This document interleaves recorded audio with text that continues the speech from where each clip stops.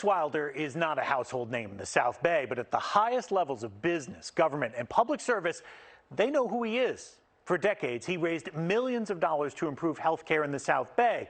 And though it's now his health he has to focus on, it doesn't mean he isn't still thinking of ways to help others. Good. Any story about a heroic journey requires one key element. A hero, obviously. But this story, it turns out, has two of them. Yes, there is Chris Wilder working tirelessly to come back from a devastating stroke.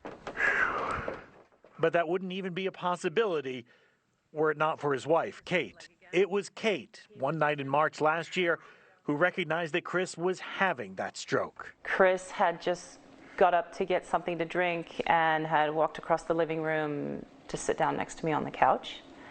And he looked at me, and the right side of his face slumped.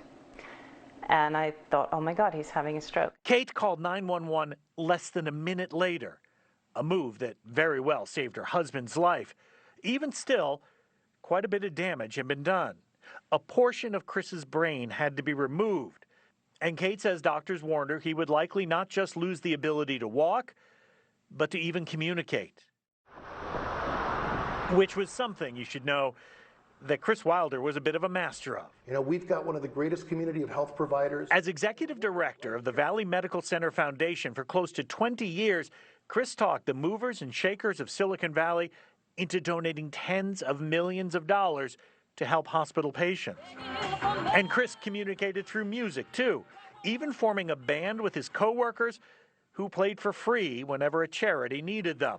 Tap a card. But all that is gone, at least for now. Woke up in the hospital on some day, and I just knew that something bad had happened to me, and I didn't know what it was, but once I became aware of what it was, I realized, oh, well, I guess I'm not playing golf for a while. I guess I'm not playing music for a while. But Chris hasn't given up on those things. 16 months later, he still works tirelessly at his rehabilitation and is still seeing progress. And Chris hasn't given up on helping others either.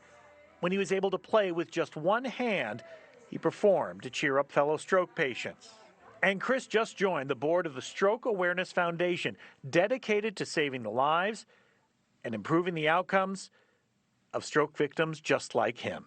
The first thing I want people to know is that you really need to know the signs of a stroke. So let's help Chris do that right now. We have some of the signs of a stroke: a sudden loss of balance, face that's drooping on one side, is vision blurry, or is one arm or leg weak, and finally, is the speech slurred or strange? If any of those things are the case, time to call 911 immediately.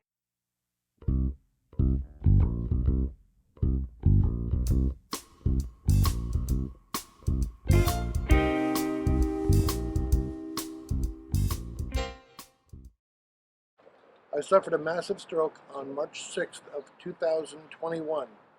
I wouldn't even be here if it weren't for my wife, Kate. She knew the signs of a stroke,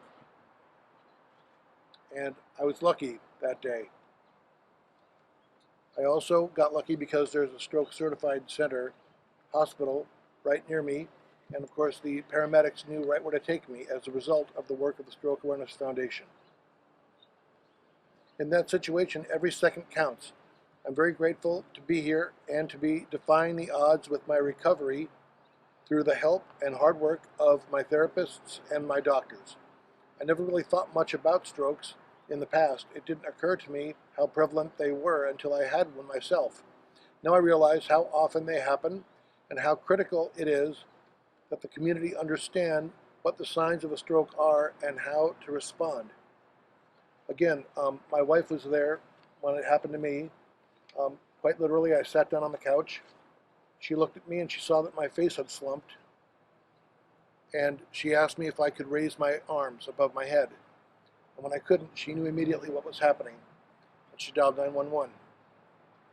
So if we can get the message out to people that that's what needs to happen, if you believe that you or someone you love or suspect you are nearby is having a stroke, but there's so much more, and that's why the apps are so critical, and I encourage everyone to download them. Thank you all so much, And again, Chuck, thank you for founding a wonderful organization. Chuck and Noemi for taking a chance on me, and the rest of the board members for welcoming me aboard today. It's an honor.